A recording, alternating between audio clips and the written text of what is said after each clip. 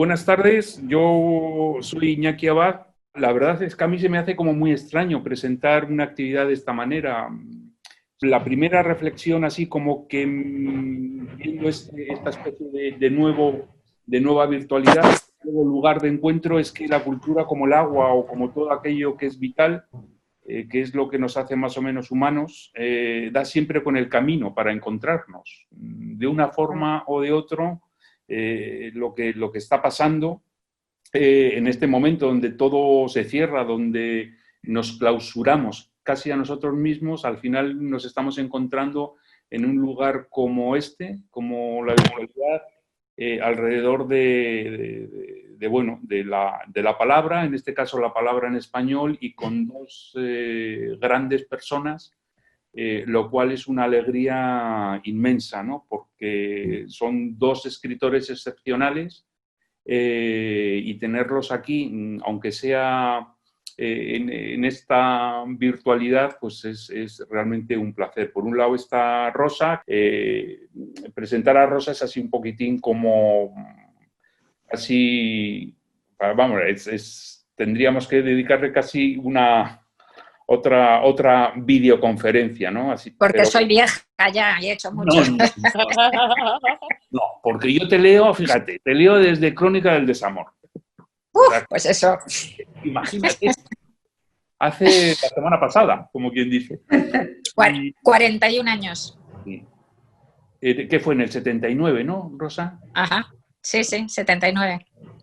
Y luego Rosa, por lo menos para muchos españoles, es una especie de guía.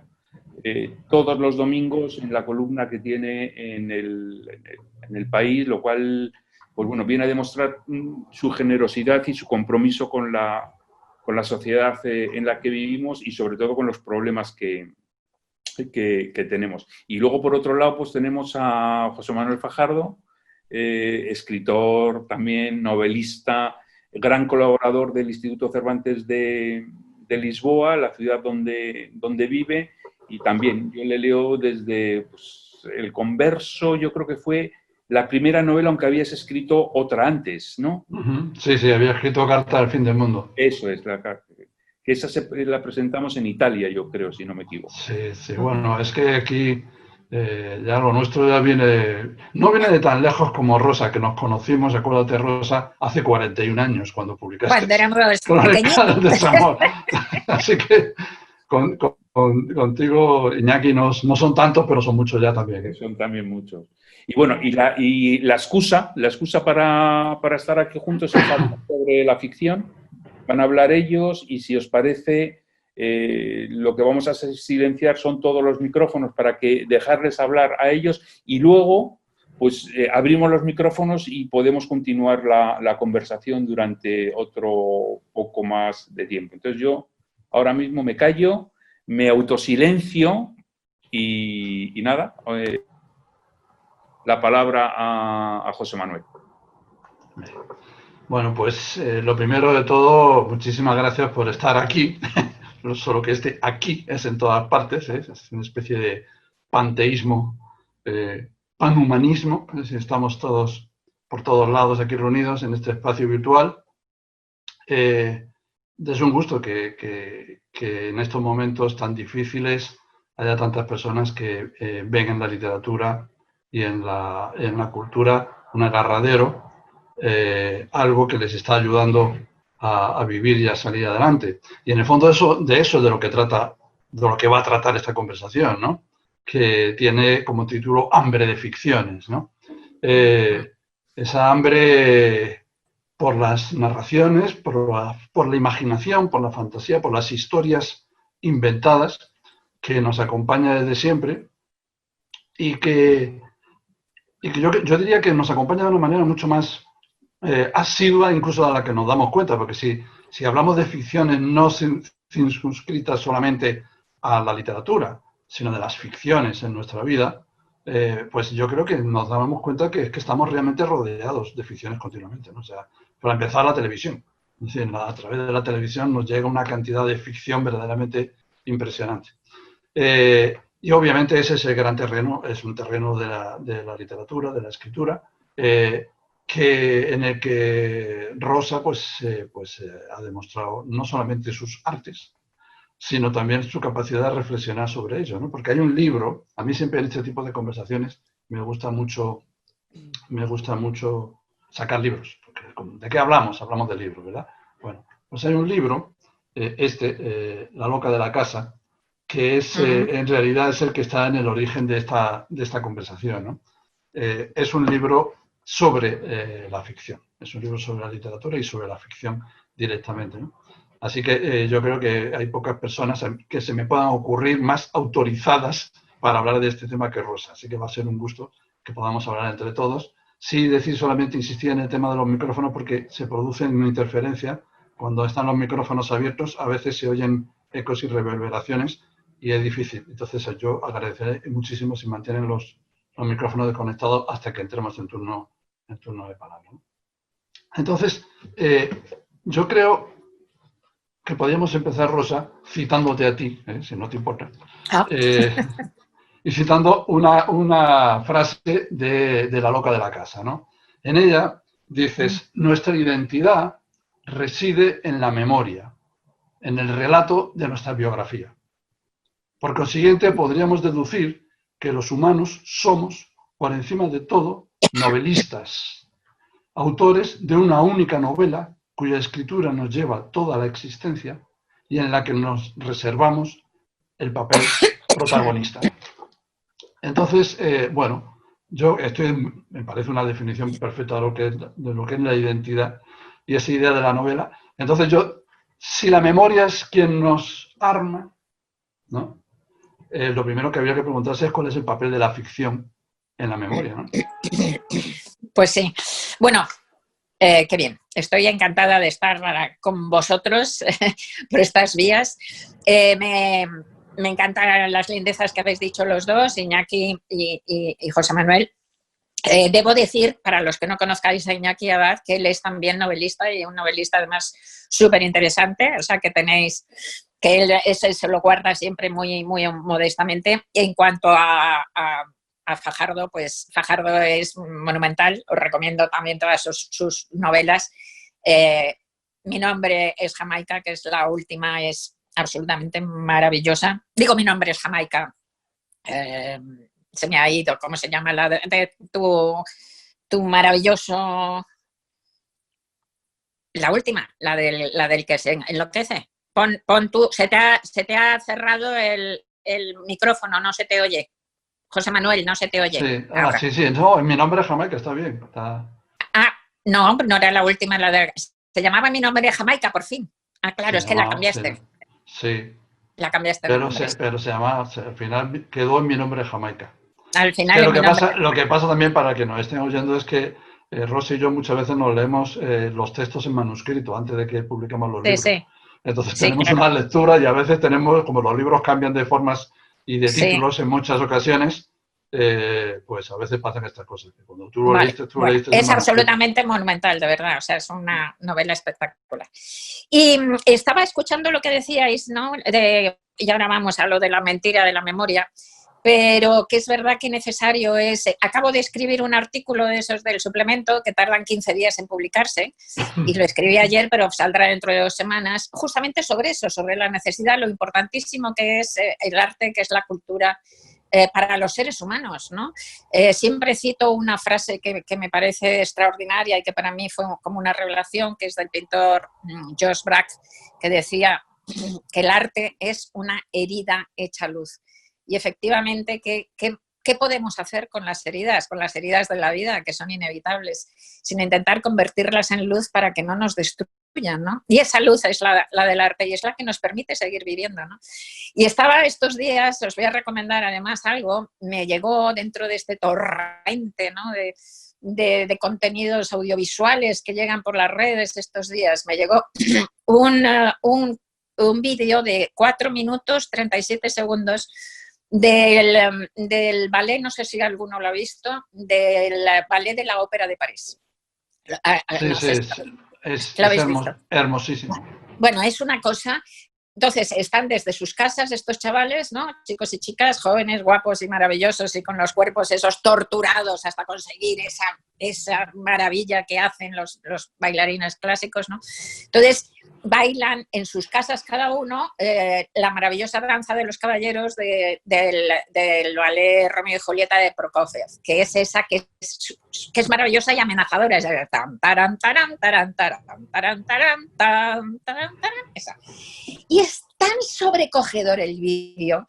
Lo colgué en mi Facebook y una de las lectoras, Sandra Bonifacio, me parece que se llamaba, puso como comentario: cuando veo esto me acuerdo de lo hermosa que es la humanidad, o pienso en lo hermosa que es la humanidad. Dices, joder, ¿cómo consigue el arte sacar esa potencia de nosotros, sacarnos lo mejor de lo que somos, ¿no? O sea, unirnos, ¿no?, en lo más hermoso de la humanidad. Es que a mí me emociona, ¿no? Y en estos momentos, pues todavía más, verdaderamente, ¿no? En estos momentos nos quedamos en los huesos de lo que somos, y los huesos de lo que somos es eso, es esa necesidad de buscar la belleza, es esa ansia de belleza, ¿no?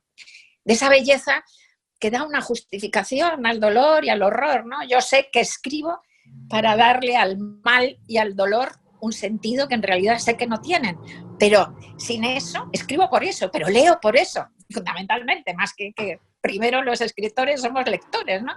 Y oigo música por eso, ¿no? Y veo este vídeo por eso, o sea que maravilloso. Después de este parrafón que os he soltado, vamos a la pregunta.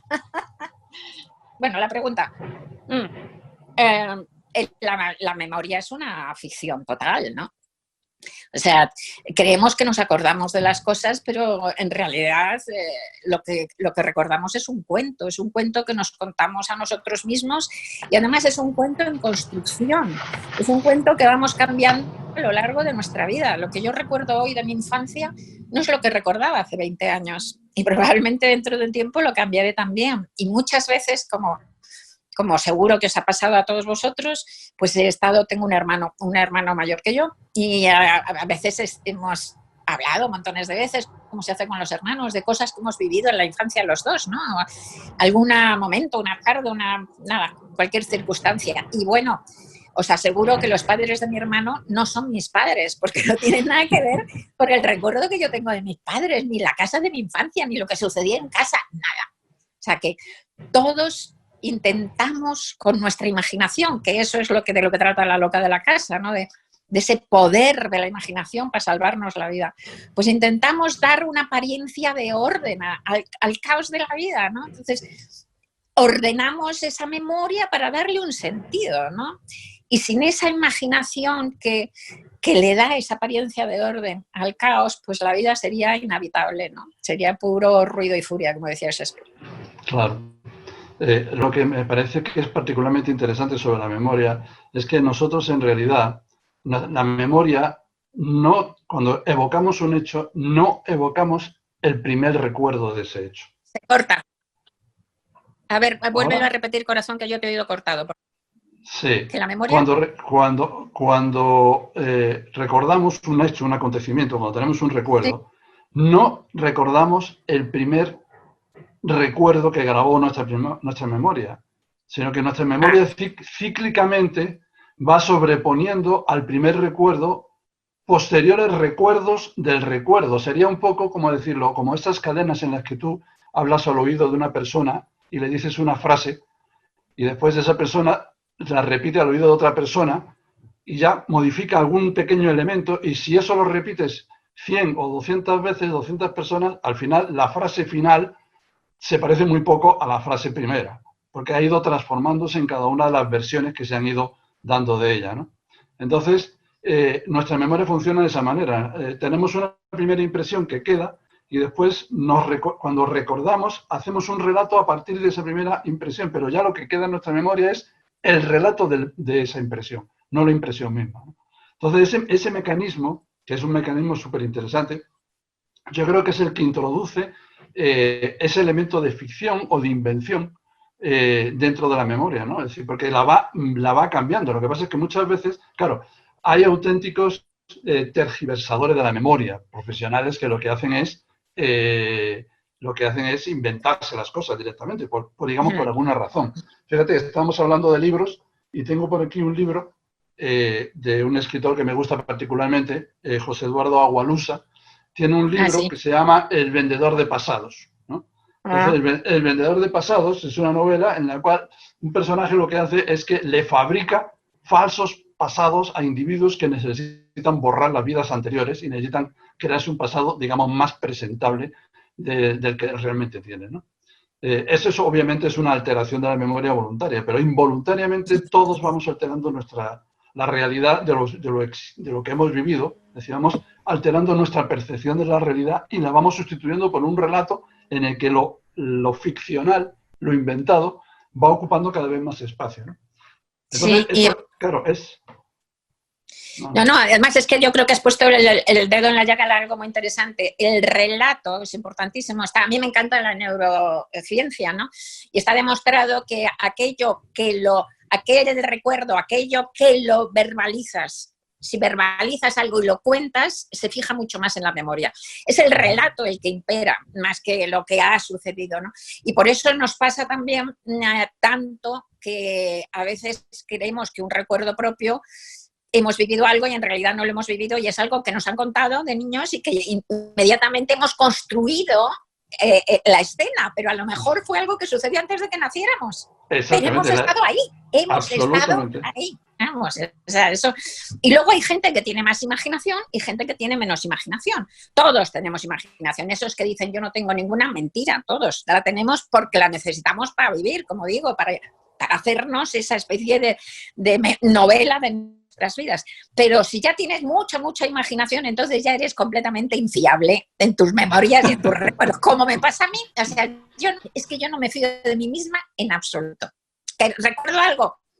A saber, yo cuando pasan, no sé qué te pasará a ti, Fajardo, pero cuando pasa bastante tiempo de algo que he vivido, pongamos 20 años o algo así, pues recuerdo algo y no tengo muy claro si eso lo he vivido, lo he soñado, lo he escrito, me lo han contado o yo qué sé, o me lo he imaginado y de verdad que cualquiera de esas posibilidades tiene la misma sensación biográfica para mí, la misma sensación biográfica, así que no me fío nada de lo que recuerdo. Lo que me parece interesante, fíjate que hasta qué punto eso es así que tú estabas diciendo, que yo tengo una carpeta, es una carpeta en la que voy metiendo algunos textos que tienen que ver pues con cosas que he vivido y tal, ¿no? Y la tengo titulada Desmemorias. Porque estoy seguro de que todo eso, si alguna vez se transforma en algo escrito verdaderamente, pues no va a dar lugar a una memoria, porque mi memoria es como un queso emmental del que solo quedan los agujeros. Así, el queso ya desapareció.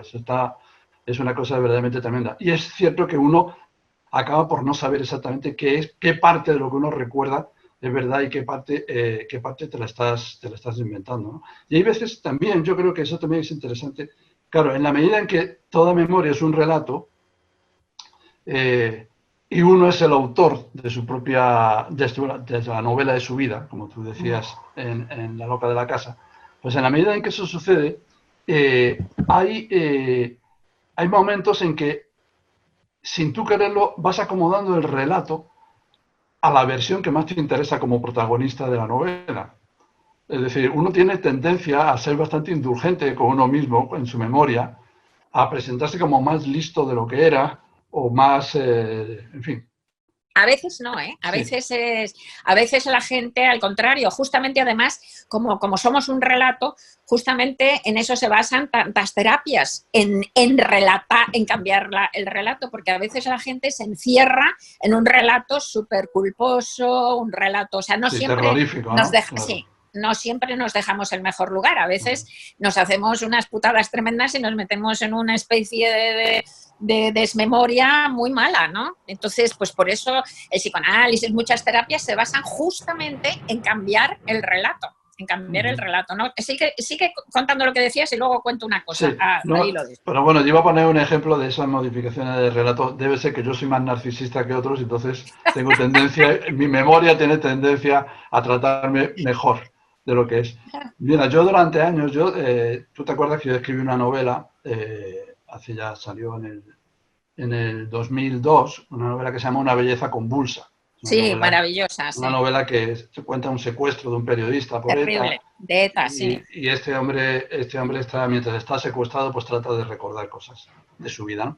Y entonces decidí prestarle un recuerdo, porque ese personaje, como te habrá pasado a ti muchas veces, por ejemplo, yo sé que hay un personaje tuyo que casi nadie pensaría que es probablemente de los más cercanos a ti, porque es un personaje que es un cyborg, es un Así, sí. personaje de ciencia ficción, que es Bruna Husky, de tu Husky. trilogía pero yo creo que es uno de los personajes más cercanos a ti que tú has escrito. El más cercano, es el con el que me siento más identificada, sí, sí. Claro. Y es una Pues replicante de combate, pero vamos. Bueno, tú siempre sospechas que tú tenías algo de replicante de combate. Pero en mi caso es el protagonista de esa novela, digamos que yo creo que es el personaje que de todos los que yo he escrito es el que está más cercano a mí, ¿no? Y entonces decidí hacerle un préstamo. Dije, bueno, esto es como un banco, pues te voy a prestar un recuerdo mío, un recuerdo cierto. De cuando yo estaba en el servicio militar, me tocó el momento del golpe de Tejero, del 23F, en Sí, me acuerdo. 1981. Y Me acuerdo de entonces la novela. yo estaba haciendo el servicio militar, estaba en un cuartel, me había escapado del cuartel para irme a un hotel con mi novia de aquella época, que había ido a visitarme, y pensaba regresar al cuartel disimuladamente entre la tropa que regresaba por la noche, ¿no? Pero claro, como hubo el golpe de Estado, de repente pues no había tropa en la calle, así que tuve que plantarme en el cuartel, haciéndome el tonto completamente. Bueno, el caso es que yo pensaba, después de hacer esa novela, me di cuenta de una cosa y dije, claro, fíjate tú, si el golpe de Estado fue a las 6:20 de la tarde, cuando entraron los guardias civiles en el Congreso, y las tropas en la ciudad salían de paseo a las 6 de la tarde, o sea, 20 minutos antes de que empezara el golpe, claro, yo fui testigo de cómo el 23F fue anunciado previamente en los cuarteles.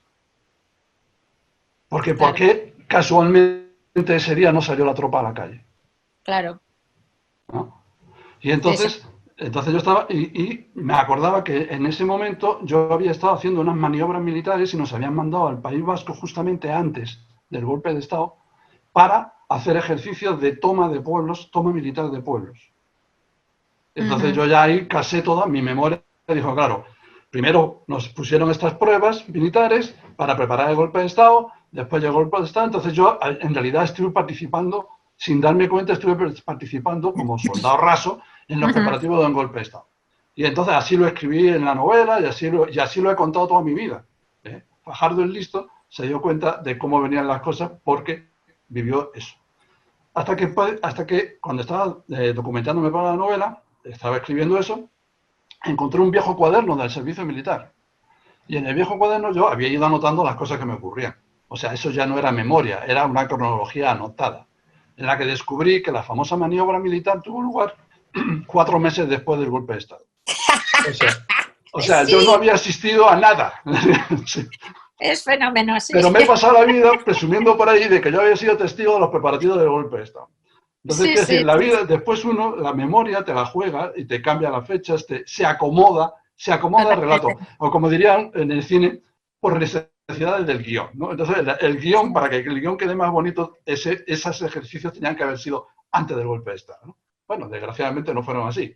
En mi memoria y en mi libro sí. Es genial. No, no, la importancia de la narración, somos narración, ¿no? Decía Epicteto que lo importante a un ser humano, a los seres humanos, no es lo que nos sucede, sino lo que nos contamos de lo que nos sucede. Y es totalmente así. Lo que te iba a decir antes es que hay un estudio hecho sobre la depresión en la OMS en el año 2000, no me acuerdo cuánto, 2010 o 11 o algo así es. Y es el estudio más grande que se ha hecho sobre la depresión. Son 80 y tantas mil entrevistas con personas de 12 países, ¿no? Entre ellos España. Y entonces son montones de preguntas, ¿no? Para mezclar depresión, o sea, tendencia a una depresión grave y clase social, género, vivir en el campo o en la ciudad, montones de cosas. Pero lo que me interesa contar aquí es que hay una de las cosas que sale, es que el hecho de estar divorciado, pues favorece el tener una depresión grave. Es una de las condiciones que puede favorecer tener una depresión grave en casi todos los países, ¿no? No me acuerdo, con una tendencia muy alta, -2 me parece. Y aquí viene lo tremendo, pero ser viudo no, ser viudo o viuda no. Entonces yo me quedé atónita porque además soy viuda. Yo digo, esto no puede ser, esto va completamente en contra de la lógica, ¿no? Esto es completamente antinatural. ¿Cómo va a ser más cercano a la depresión, el divorcio, que la viudez? Entonces te pones a pensar y a preguntarte, ¿qué es lo que les falta a los divorciados para que estén más cerca de la depresión que no les falta a los viudos? Desde luego no es la persona amada, no es el futuro con la persona amada. Lo que les falta a los divorciados es un relato consolador. Porque cuando enviudas puedes hacer un recuento de tu vida y contártela de una manera apropiada, consoladora, un recuento de tu vida amorosa, un recuento de tu relación y cerrarla bellamente. Pues más fácil. Mientras que si estás divorciado o separado, no puedes hacer eso porque está tu ex dando la vara por ahí, demostrándote todo el tiempo que ha sido una catástrofe. Sí, además es que está el contrarrelato. Está el contrarrelato, claro. Entonces somos un relato, ya te digo, o sea, yo eso lo tengo clarísimo. Así que nosotros, los novelistas, somos hiperredundantes porque además de pertenecer a una especie animal que vive en el relato, que es sobre todo relato, que es sobre todo esa necesidad de buscarle un sentido por medio de las palabras a la realidad, pues encima nosotros nos dedicamos a escribir, ¿no? O sea que, y hacer eso, pero redundantemente, ya te digo, vamos, fantástico. Por eso es tan fantástico escribir, se lo recomiendo a todo el mundo. Mira, hablando de escribir, de relatos, hace 5 días se nos murió a Rosa, a Carla, que también está por ahí, a mí, a muchos amigos. Se nos murió un amigo de estos del alma, de los que no se puede morir, es decir, de los que resulta increíble que se haya muerto, que es nuestro amigo Luis Sepúlveda, el escritor chileno, ¿no? Y Luis, que murió a causa del maldito coronavirus en cuestión, ¿no? Y yo creo que si hay un escritor que encarna, pero ya hasta el paroxismo, hasta el delirio, la capacidad narrativa ficcional, el modo en que la literatura entra en la vida y se puede hasta señorear de ella, yo creo que ese sería el caso de Luis, ¿no? Luis, que era bueno, los que no lo conozcan, hay un libro que seguro, se lo voy a mostrar aquí, pero seguro que ya les sonará, que es Un viejo que leía novelas de amor. Es la novela de Luis, la más conocida, una novela bellísima. Y tiene otro libro que aunque no es más conocido, es mi favorito de Luis, que se llama Patagonia Express. Es buenísimo también, sí. Que es un libro maravilloso, ¿no? Y en Patagonia Express voy a leer una frase que estoy seguro que te va a encantar, porque yo creo que es la mejor definición de Luis Sepúlveda, no solo de Luis, sino también de lo que es nuestra actividad como escritores, de lo que es el arte de la ficción, ¿no? Él está en Patagonia, está hablando con un lugareño, y en ese momento el lugareño le dice: en esta tierra mentimos para ser felices, pero ninguno de nosotros confunde la mentira con el engaño. Entonces, sí, es perfecto. Yo creo que es una definición hermosa de lo que es la literatura. Es la mentira que no engaña. Es decir, la ficción es la mentira que no engaña. Es la mentira que en realidad y paradójicamente ayuda, es como el foco de luz que ayuda a dar dimensión a las cosas, a proyectar las obras, ¿no? Las cosas que están más allá de las palabras, ¿para qué sirve realmente? ¿Para qué sirven los mitos? ¿Para qué sirven los cuentos infantiles? ¿Para qué sirven los mitos fundacionales, ¿no? Y tal, pues para poner palabras donde no hay palabras. O sea, toda aquella parte que ignoramos de nosotros, que es tan grande, que es inefable, ¿no? Y entonces no los puedes,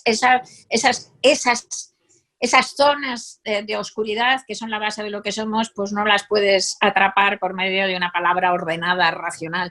La tienes que atrapar por medio de esa especie, como el espejo de la gorgona, ¿no?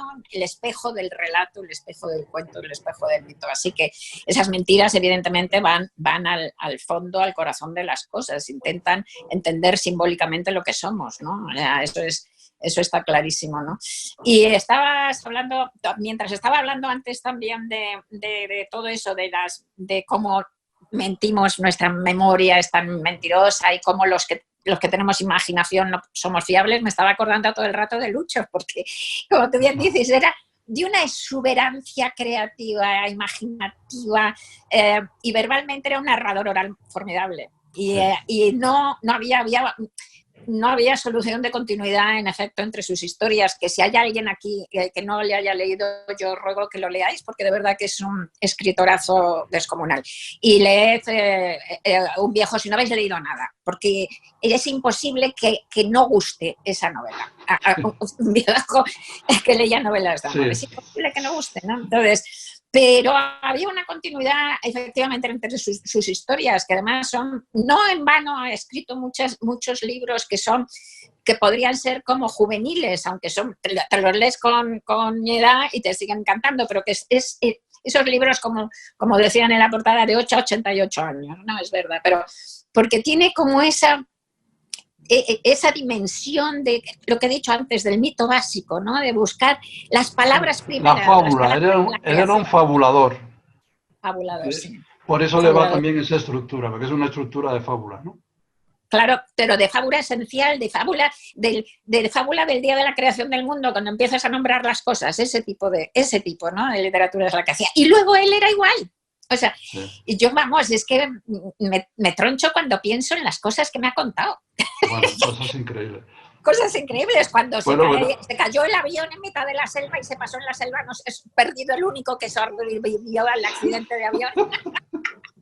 Durante meses y meses, bueno, en fin. Y mira, luego, como también había vivido cosas muy alucinantes, pues luego te sorprendía. Pues claro, es que eso es lo divertido de Lucho, y en eso es interesante, es que estaba tan habitado por la ficción que él la proyectaba hacia la vida, ¿no? Y tenía alguna especie de postulado que a mí me encanta, ¿no? Es esa frase que decía antes, ¿no? Es decir, mentimos para ser felices. Es decir, la ficción, la invención, no responde a la realidad, sino que tira de la realidad. Hace que la realidad se acabe acercando a ella, ¿no? Es decir, yo a Lucho le he oído contar cosas inverosímiles y algunas eran inverosímiles y eran porque no eran verosímiles realmente, porque eran puras invenciones, pero muchas veces le he oído anticiparse a la realidad, le he oído contar cosas que, como si hubieran sucedido, que sucedieron después de que él las hubiera contado. Es como si tuviera el don de verbalizar, es decir, al nombrar las cosas, de alguna manera la realidad tuviera que acomodarse al relato y no el relato a la realidad, ¿no? Eso es una cosa que me asombró siempre mucho. Y más todavía me asombraba el hecho de que su pasión por la invención era tal que hay un montón de historias de Lucho auténticamente asombrosas que yo conozco y que él no contó nunca en público. Por ejemplo, si hubiera llegado un día diciendo, no, es que Vittorio Gassman me ha escrito para decirme que quiere volver al teatro y que me ha pedido que le escriba un monólogo para hacer su regreso al teatro. Y entonces y además me ha dicho que me invita y que lo va a hacer el día de mi cumpleaños para felicitarme en mi cumpleaños en público. Entonces, ¿qué hubiéramos pensado todos? Ya está Lucho en sus delirios. Entró en plena fase de invención. Problema, pues que yo estuve ese día en el teatro. Y efectivamente, estaba allí Vittorio Gassman en el Teatro de Trieste, efectivamente leyó un monólogo que efectivamente Luis le había escrito para esa ocasión, efectivamente lo había puesto el día del cumpleaños de Luis, y cuando estaba leyendo el monólogo, que lo tenían en unas hojas, así, Gassman empezó a lanzar las hojas al público así mientras bajaba del escenario, recorrió el pasillo central de butacas, se fue donde la butaca de Luis Sepúlveda, le puso la mano en el hombro, terminó el monólogo, dijo al público que era el autor de ese monólogo y que era su cumpleaños. Y entonces el teatro entero se puso en pie, una ovación brutal. Bueno, eso Luis no lo contó nunca. Claro. Eso lo sabemos los que estuvimos allí. Primero porque no tenía por qué alardear de nada, porque tenía como todo muy... Y segundo, porque no era lo suficientemente aventurero y nada. Claro, ahí faltaba un terremoto, por lo menos. Por eso tenía que haber algo, ¿no? Algo. Él contaba aventuras. Él lo que le gustaba contar era aventuras, ¿no? O sea, la vida como una aventura. La vida es una aventura, la verdad, sí. A veces siniestra, pero muchas veces hermosa. Sí, la vida como aventura. Pero bueno. La verdad, no sé, vamos a extrañarle mucho. Yo no sé. Mira, y hablando de extrañar, y no me quiero poner trágico, pero hay una cita que tenía aquí anotada de otro amigo que también se fue Enrique. Hace un año, Enrique de Eris, una novela maravillosa que se llama Mentira, por favor. que viene Mentira, al dedillo de todo lo que estamos hablando, ¿no? Bueno, Mentira es una novela, es otra de esas novelas que yo quiero recomendar porque es imposible que haya alguien al que no le guste Mentira.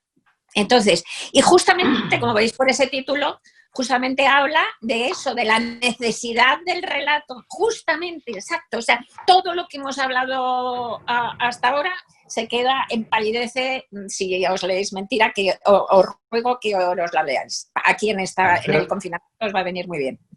Fíjate que aquí hay la hipótesis de la novela, os lo digo simplemente porque no voy a revelaros nada en particular porque se sabe desde el principio, es una mujer, una antropóloga que en un viaje en avión por Centroamérica sufrió un accidente, la dan por muerta y decide, porque queda aislada en un poblado ahí perdida en la selva, se entera que la han dado por muerta y en vez de desmentirlo, decide darse por muerta y ver qué pasa.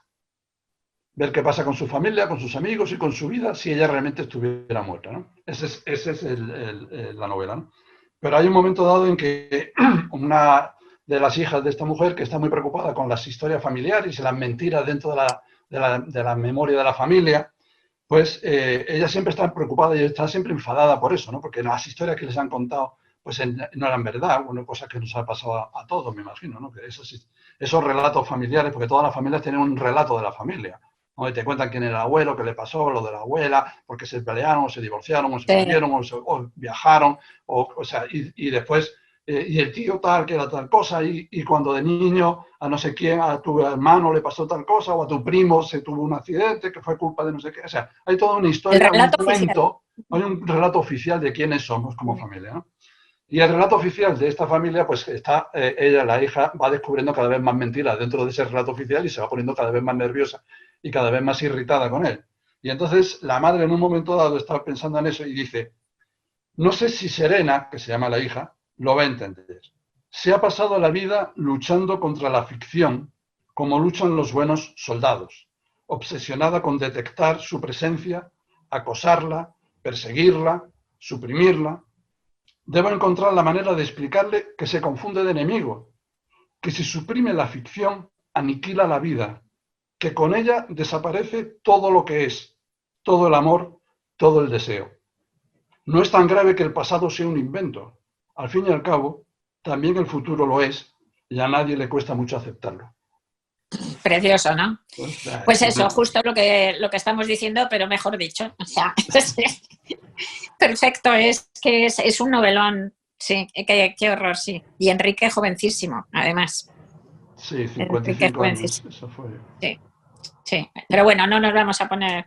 Pero sí que estas dos recomendaciones son muy buenas y estoy segura de que vais a pensar muy bien de nosotros cuando las leáis. O sea, si no las habéis leído, porque nos vais a agradecer que hayamos recomendado estos libros, de verdad, son magníficos. Y mira, hay otra faceta dentro de la ficción que a mí me parece también interesante, y para la que voy a citar también otro. Como ves, he hecho mis deberes, me he puesto... yo soy así soy muy atildadito por estas cosas. Currante. Muy currante. Digo, bueno, si vamos a hablar de esto, vamos... Y esto va a ser así, en este formato que es tan difícil y tan complicado, vamos a citar cosas concretas, ¿no? Y entonces es una cita de un cuento de Jorge Luis Borges, de su libro Ficciones. Es un libro que no sé si lo veis, pero lo tengo... Está como hecho polvo, porque aquí en la primera página dice que lo compré el 21 de mayo de 1979, que debe ser más o menos cuando te conocí a ti. Cuando nos conocimos, sí. Exactamente. ¿Y vendrías, ¿no? con el libro bajo el brazo? Probablemente, porque además yo era entonces de un pedante insufrible. Y entonces, en uno de los cuentos de Borges, habla de un personaje y dice que el propósito que lo guiaba no era imposible, aunque sí sobrenatural. Quería soñar un hombre, quería soñarlo con integridad minuciosa e imponerlo a la realidad. Bueno, eso es lo que hacemos los escritores. Esa es la definición. Cuando escribimos una novela, cuando creamos un personaje, creamos hombres y tratamos de hacer ese acto sobrenatural de imponerlo a la realidad. Y a veces ocurre.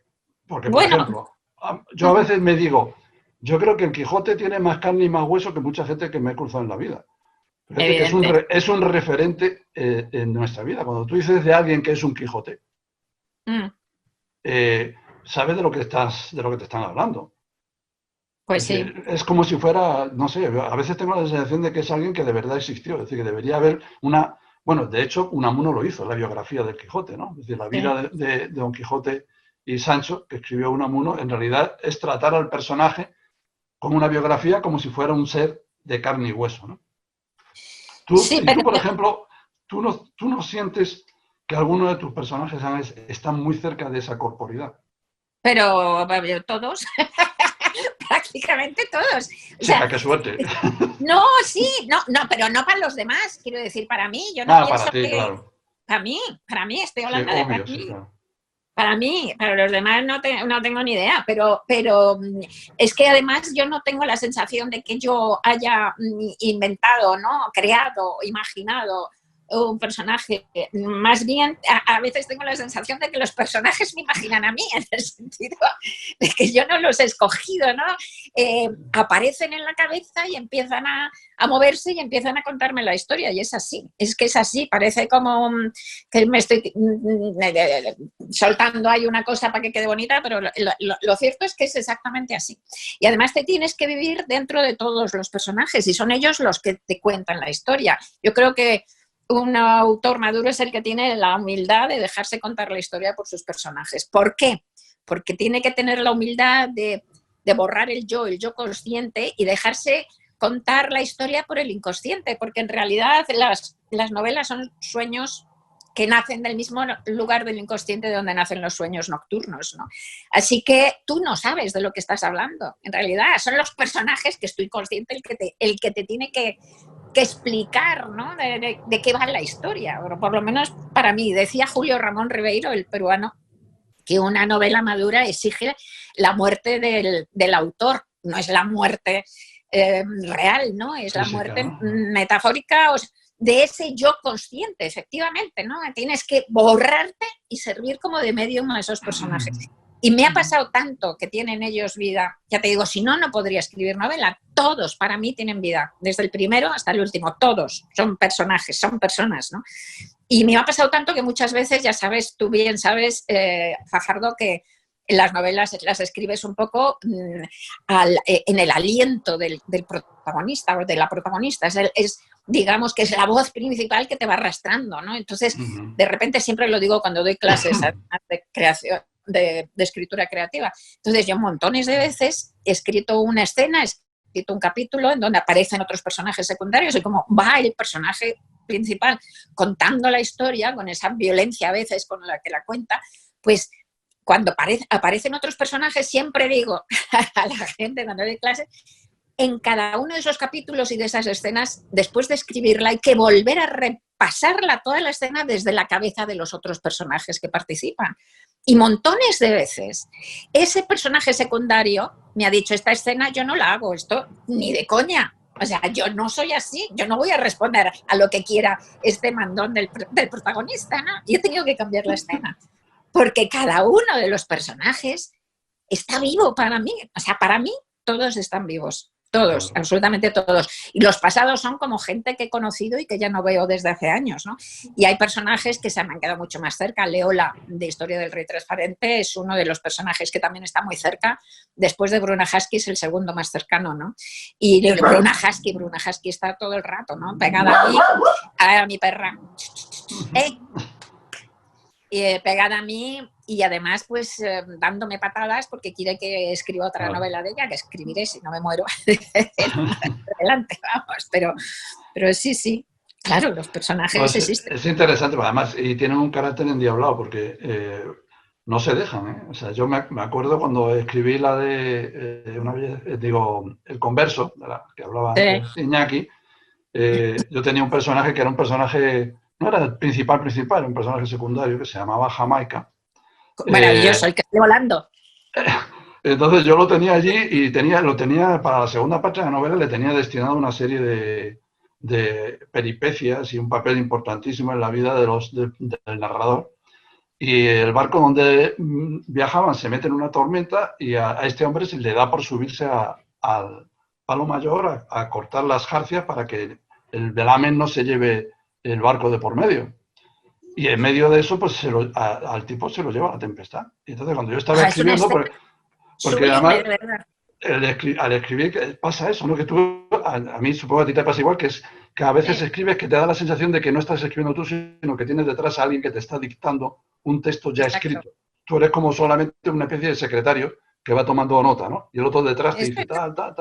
Pues yo estaba escribiendo así esa escena, estaban los personajes en la bodega, suben por las escalerillas aquellas en medio de la tempestad, bamboleándose el barco, el ruido, el griterío, llegan hasta el puente, se asoman y ven al tipo aquel ahí, en lo alto de la vela, el golpe de aire, la vela que se parte, y el tío el Jamaica se lo lleva el viento al mar.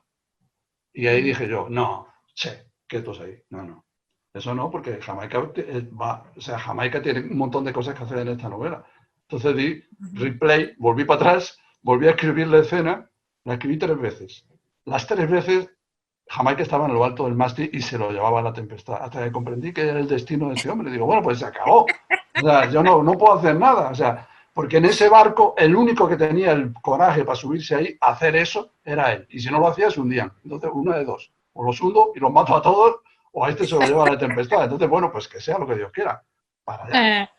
Lo único que pasa es que como la venganza es un plato que se come frío y abundante, al final le acabé dedicando a él una novela. Una novela, la de que Mi nombre es Jamaica, ¿no? Claro. Mi nombre es Jamaica, sí. Pero es interesantísimo cómo los personajes juegan contigo, cómo te contradicen. Y al fin y al cabo, es que son muy lógicos. Ellos tienen su lógica, ¿no? Si tú les has dado un alma, y luego después no puedes pedirles que se comporten de una manera desalmada, ¿no? Que hay más remedio que comportarse como el alma que tú les has dado, ¿no? Llevamos aquí 40 minutos de conversación. Yo quizás sería mejor, sería bueno pasar ahora al entorno de palabras. No sé cómo... Vale. Hola Rosa, hola a todos. Hola. Que yo que hablabais de... Bueno, esto es una cosa curiosa, aprovechando que hay aquí bastante gente del grupo de lectura. Es una pregunta, a ver si os acordáis de una palabra. Leímos un libro justo antes de leer Mentira, que es curioso, de un escritor uruguayo, creo que recuerda que era uruguayo, que se llamaba Daniel Mella, no sé si conocéis. El libro se llama El hermano mayor y hablaba de que cuando uno recuerda, no recuerda lo que sucedió, recuerda el recuerdo de lo que sucedió. Por tanto, cada vez que uno va recordando, va cambiando una cosa. Y cada vez que recuerda, cuando va recordando, al final es lo que estaba diciendo, no es que la gente te lo vaya contando y vayas quedándote con el recuerdo, es que directamente tu cabeza te lo va cambiando. Sí, también, sí. Dale. Sí, y entonces, aparentemente eso tiene un nombre en psicología, pero no me acuerdo. Y bueno, eso era por eso que era curioso que además justo leímos eso antes que Mentira, que hablando, ¿no? De cómo diferentes personas pueden ver lo mismo de diferente forma, o en ese libro tuyo, Rosa, de que estabais hablando antes, que una misma persona puede contar lo mismo de diferentes formas. Sí, sí, sí. No, no, sí, sí, sí. Desde luego ya digo que la imaginación es la fundación de lo que somos. O sea, ese relato que insisto que además cambiamos. O sea, y que gracias a que lo podemos cambiar, pues también podemos salir de cambiar nuestras vidas, ¿no? Cuando cambias el relato, cambias tu vida. O sea, que eso da esperanza también. Si quieres cambiar tu vida, cambia el relato. Entonces, es un arma, digamos, es una herramienta poderosa. Sí. Me gustaría hacer una pregunta que tiene y no que ver con lo que estamos hablando de la imaginación y de todo eso. Aparte de lo que nos ha pasado a nosotros de perder a alguien querido, he hablado con otras amigas y amigos escritores y dicen que esta especie de reclusión forzada, que en el fondo cuando dijimos tenemos que estar en casa, no podemos hacer esto ni lo otro, qué bueno, voy a terminar el libro que estoy escribiendo, ahora tengo tiempo, no tengo otros compromisos, y me he quedado se me ha parado todo, me ha cortado todo. No sé si a ustedes también les ha pasado lo mismo, de pensar, ahora tenemos tiempo de terminar, porque no va a tocar el teléfono, no viene nadie a visitarnos, no tenemos que ir ni aquí ni allá, vamos a poder dedicarnos realmente a escribir. Y es como si de repente tuviera así como un rechazo hacia la computadora y los manuscritos y lo que estaba escribiendo, y sé que me faltan así por alto, así unas 80 páginas para terminar la novela, y no la puedo tocar. No sé si a ustedes les pasa lo mismo o no. Es como si se hubieran dormido los personajes, ¿ves? Y están en otro pues no lado. sé qué le habrá, sí, no sé qué le habrá pasado a Fajardo, ahora que nos lo cuente, pero Cristina, tienes toda la razón. Yo he hablado con bastantes escritores también en estos días y tal, y no escritores también. Hay una falta de concentración, hay una dificultad para concentrarse. Parece ser que es un rasgo muy común que nos ha pasado como a todos. Curiosamente, yo lo que hago en mi vida, intento reunir semanas juntas, así libres, y me voy precisamente a Cascais, en donde tengo un apartamento, me voy con mis perras, y es como el paraíso para mí. Me voy allí, lo sabe muy bien Fajardo, que me encierro absolutamente, me voy allí con ellas y lo único que hago es pasear a las perras por la mañana, hacer gimnasia, escribir, leer y ver alguna peli, nada más. Y me puedo pasar 4 semanas sin ver a nadie. Cuando me voy a ir, le llamo a Fajardo y digo, vamos a cenar y tal, que me voy. Y ya está. O sea, vida de confinado puro. Y en esas tiradas de aislamiento estoy más feliz que una perdiz. O sea, y además súper, súper creativa. Ahí me he hecho las partes más importantes de todas mis novelas, he salido de los atrancos. Bueno, me encanta esa vida. Pero aquí, que es la misma vida de confinamiento, aquí no funcionaba así o no funcionaba así. Ha sido muy difícil concentrarse porque entra naturalmente el dolor, el ruido del mundo, el dolor del mundo, la preocupación, la muerte de la gente querida, la angustia por lo que va a pasar en todos los sentidos, económicamente, vitalmente. Es terrorífico. En un sitio en donde, como aquí en España, hoy 400 y pico, pero han estado muriéndose 900 personas al día, ¿no? Sin poder despedirte de ellas, sin poder... Es muy difícil concentrarte, ¿no? Sin embargo, pese a ello, he hecho un esfuerzo y he conseguido, más o menos, no tengo media cabeza volada, y por ejemplo tenía una novela que la estaba terminando, me faltaba la revisión final, y aunque me pasé una semana que no me podía sentar directamente, luego ya me senté y la he terminado. La acabo de entregar, la he terminado y saldrá el 27 de agosto con Alfaguara, que se llama La buena suerte. Así que si te esfuerzas puedes, pero aún así me cuesta leer, me cuesta, bueno, luego me meto ya y leo, pero de entrada hay como si la cabeza no estuviera del todo sobre los hombros. No, leer, puedo leer libros de otros. Ahora, leer lo mío o releer para ver si quiero cambiar algo, no. Tengo el libro exactamente en la misma página, los apuntamientos en la misma página, el computador en la misma página, que decir, no, ni una palabra. Yo lo he podido sobrellevar y además te diré que cuando ya conseguí meterme, la verdad es que fue una ayuda impresionante. Una ayuda para poder colocar un poco el mundo. ¿Y tú, Fajardo? En mi caso lo que pasa es que yo terminé hace poco una novela, o sea que ahora mismo no estoy escribiendo una obra mía. Sí, sí. Estoy escribiendo, pero es una escritura vicaria, es decir, estoy traduciendo. Y lo que estoy traduciendo es algo verdaderamente monstruoso en todos los sentidos. Monstruoso de calidad, monstruoso desde el punto de vista ético, porque es una monstruosidad, con una extraña concomitancia con lo que estamos viviendo, porque es como la narración de una narración prácticamente infernal del caos, que es la trilogía alemana de Louis Ferdinand Céline. Estoy traduciendo De un castillo a otro, Norte y Rigaudon. Céline fue un grandísimo escritor con un lenguaje torturado y brutal que traducir es como escalar el Everest con los dientes. Es una cosa verdaderamente terrorífica. Es dificilísimo. Me está llevando un tiempo loco. Que además fue un hombre que tuvo una posición política y ética atroz durante la Segunda Guerra Mundial, porque él apoyó al gobierno de Vichy. Era un racismo y un antisemitismo feroz. Al mismo tiempo que era una persona, digamos, muy humanista en el lado médico, porque él era doctor y era un hombre muy preocupado por la salud y por ayudar a la gente en ese otro terreno, pero al mismo tiempo era de una virulencia ideológica terrible. Entonces, y lo que describe son, estos libros son los colaboracionistas franceses de los nazis huyendo de Francia cuando los nazis están perdiendo la guerra. Y entonces son escenas casi pues como infernales, de disparate, de gente desesperada. Y entonces, claro, meterte y para traducirlo además sentir una escritura que no, en la que no escribe todo lo que piensa, sino que toda la frase está llena de puntos suspensivos, ¿no? Él dice, justo en ese momento pasa no sé quién, puntos suspensivos. El caos, puntos suspensivos, tal. Entonces,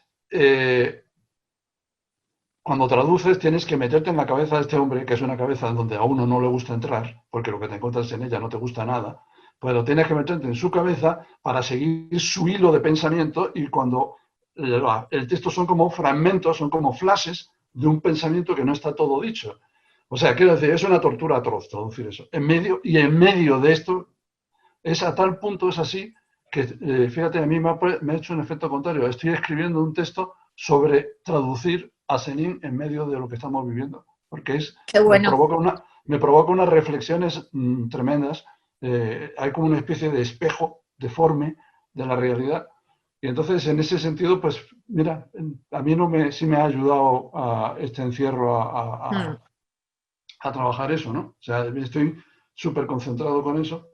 Si fuera un texto mío de creación, probablemente estaría como Cristina, estaría en un estado lo puedes flash, superar. ¿no? Pero... Cristina, lo puedes superar, de verdad. Yo además, como he tenido que trabajar porque tenía que publicar las columnas y sigo haciéndolas. La primera columna que hice es que no la podía escribir y saqué una mierda y ahora ya estoy otra vez entrando. O sea, es disciplina, ponerse, sentarse, obligarse y de verdad que ayuda. Supongo que lo habremos pensado todos en estos días, ¿no? Yo no sé, yo no soy de los optimistas que piensan que cuando todo esto pase vamos a ser mejores y la sociedad va a ser más buena y nos vamos a dar cuenta de cómo están las cosas y etcétera, etcétera, porque por desgracia la historia de la humanidad que ha vivido catacumbes tremendas muchas veces, pues no suele ser eso lo que pasa, por desdicha. Claro. Ojalá pasara, ojalá, pero yo tengo mis reservas de que sea lo que va a pasar. Ahora, yo sí creo que hay algo que uno se da cuenta en estos momentos, es lo importante que es la cultura, lo importante que es la música, lo importante que es el cine, lo importante que son los libros, cuando de repente te encuentras solo en tu casa, cuando no puedes irte a hacer compras, ni irte al restaurante, ni te puedes ir de vacaciones en ningún sitio, y es una compañía impresionante. O sea, en estas soledades que tienen tanto como de de negación de la vida, ¿no? Porque es como si de repente te convirtieras en un insecto que está dentro del capullo encerrado, esperando a renacer, ¿no? En esta soledad, el arte es lo que te recuerda la grandeza que llevamos los seres humanos dentro, es lo que te pone en comunicación con el universo, con el mundo, con el hecho de ser, ¿no? Y aquí se ve con una fuerza tremenda, ¿no? A mí yo me imagino que quienes dirigen la economía y se encargan de hacer presupuestos y todas estas cosas, pues seguirán, como siempre, invirtiendo en banalidades, pero si al menos después de todo esto sirviera para que se diera un poco de valor a lo que ha perdido tanto valor en nuestra sociedad, ¿sí? A esa capacidad de creación del ser humano. Bueno, pues no diré que lo que he vivido valdría la pena, porque nada vale la pena cuando hay tantos muertos, pero al menos eso habríamos sacado adelante, ¿no? Lo que pasa es que yo no sé si habrá la inteligencia para hacerlo, ¿no? Pues es lo que decíamos antes, ¿no? Al principio del valor el valor esencial del arte en general para los seres humanos, ¿no? Pero yo no soy tan negativa, ni mucho menos. De hecho, hemos ido aprendiendo. Luego se puede olvidar, porque el progreso no es obligatorio, es decir, podemos perder. Y ya la historia ha demostrado cómo ha habido colapsos, ¿no? de conocimientos, de civilizaciones y de todo, pero sí que hemos ido aprendiendo cosas, pues no sé, de repente después de Hiroshima, ¿verdad? Y Nagasaki, pues ha habido, que ahora podemos irnos otra vez a la mierda, ¿no? Cabezas nucleares que vayan por ahí, por el mundo, pero hubo como un acuerdo creciente, ¿no? Con miedos y tal, de que eso no podía suceder, que había que cortar las cabezas atómicas, ¿no? O después de la Segunda Guerra Mundial se creó el estado de bienestar, luego nos lo hemos cargado en la última, pero duró unos años. Es decir, que hay maneras, creo que hay aprendizajes que podemos sacar, y no solo el de la cultura, tenemos que sacar el aprendizaje de que hay valores esenciales que hay que cuidar en una sociedad, y yo creo que lo vamos a sacar, como por ejemplo la sanidad pública, que aquí en la derecha la ha intentado desmantelar y casi la hirió de muerte, y ahora yo creo que va a salir muy reforzada. La sanidad pública, la educación, I+D, o sea, tenemos que pagar, invertir en I+D, porque es lo que nos permite además enfrentarnos a este tipo de cosas, o cambiar la manera en que tenemos la economía mundial. Es que es absolutamente demencial que de repente todo Occidente delegue cosas tan importantes, humildes pero importantes, básicas, necesarias en los hospitales para operar, como las mascarillas, que solo se hagan en Asia, que solo se fabriquen en Asia. ¿Por qué? Porque por ahorrarnos unos céntimos miserables, ¿no? Gianfranco. Sí, Rosa, yo quería preguntarte si tú crees que lo que estamos viviendo en este momento va a formar parte de tus ficciones en algún libro. Sí, bueno, me lo ha preguntado ya un montón de gente y es una pregunta muy sensata y que me la pregunto yo también. Lo que pasa es que en mi caso, por lo menos, yo no me gusta nada hacer narrativa de lo inmediato mío, de mi vida, por ejemplo, pues no. Tiene que pasar, tengo que digerirla, tengo que hacerla cuerpo y sale convertido en otra cosa, sale convertido en un androide, ¿vale? ¿Entiendes? Entonces, necesitaré digerirlo y no sé por dónde saldrá, pero es verdad que es tan gordo esto que piensas, esto tiene que salir en algún lado, quizá en la próxima novela de Bruna, que ahora me queda otro libro entre medias, que es un ensayo, una especie de ensayo sobre creación y locura, y luego vendría esta, o sea que sería por lo menos dentro de 4 años o de 5, pero no lo sé. La necesidad está, pero lo que no tengo la digestión hecha, o sea que en algún momento saldrá quizá, no lo sé. Yo me imagino que habrá, siempre que haya un acontecimiento de esto, siempre hay autores que después lo narran, ¿no? Eso es ¿Ya ha salido? Más o menos inevitable, ya ha salido, ¿no? una novela autopublicada. Ya ha salido una novela autopublicada, claro, que se llama, claro, a ver si adivináis cómo se llama, COVID-19. O sea que... Me sorprende el título. Sí. Pero lo que sí creo que va a ocurrir es, como ha ocurrido con otras cosas, aparte de los que narradores de esto, es decir, de los que vayan a narrar el COVID-19, pero yo sí creo que van a salir muchas cosas sobre las experiencias digeridas, como tú decías, ¿no? Por ejemplo, la experiencia del encierro. A lo mejor no es que alguien vaya a escribir una novela sobre el encierro durante el COVID-19, pero habiendo vivido una experiencia de encierro, es fácil que esa experiencia de encierro, a lo mejor transformada en un accidente en un submarino o en una casa aislada en una montaña, por una... Tú en La belleza convulsa podrías haberlo hecho. Sí, claro, lo claro. que dice en La belleza convulsa podría haber salido de esto, ¿no? Por ejemplo. Pero Exacto, decir, sí. hay experiencias que están asociadas a lo que estamos viviendo que seguramente van a alimentar muchas obras literarias, porque al fin y al cabo las obras literarias se alimentan de eso, ¿no?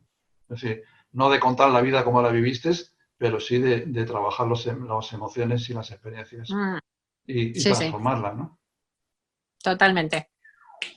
Bueno, en eso el arte, ya sea en la novela como en el cine, anticipa muchas veces la realidad. Eso eso ha ocurrido muchas veces. Hay ejemplos clásicos el más famoso es el de Julio Verne, del que siempre se ha encomiado mucho su capacidad para anticipar acontecimientos de la realidad, ¿no? Pero bueno, yo creo que es eso, ¿no? Es decir, el arte tiene vocación de vida, tiene voluntad de vida y de ser parte de la vida. No solamente se alimenta de ella, sino que es como si quisiera ser, ¿no? Y muchas veces tiene ese carácter casi premonitorio, ¿no? Pues sí.